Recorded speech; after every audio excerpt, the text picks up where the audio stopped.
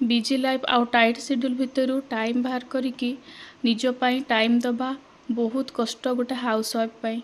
तथापि ता भितर किसी टाइम बाहर करिकी मु निज पाई टाइम देइछि।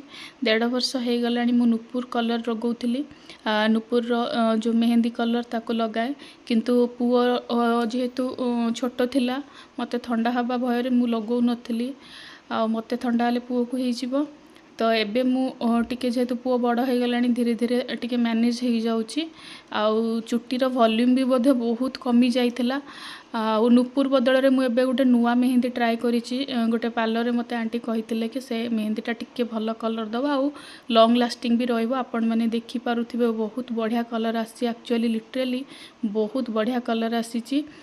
मो फेस को देखो मो फेस रे स्किन भी कलर हो जाइछि। एक्चुअली इथरे नेचुरल सहित टिके बरगंडी कलर भी जेहेतु थिला मते टिके भल लागिला। आ मु ट्राए करिछि। नेक्स्ट वीडियो रे आपण मानको मु कहिबी जदि आपण कमेंट बॉक्स रे कमेंट करिवे। आफ्टर प्रेगनेंसी मोर हेयर वॉल्यूम भी टिके कमी जाइथिला। बहुत झड़ुथिला चुट्टी एबे टिके कंट्रोल हो जाइछि। तो मु मोर डेली रूटीन रे मु कहिबी मोर हेयर फॉल मु केमती कंट्रोल कली। धन्यवाद।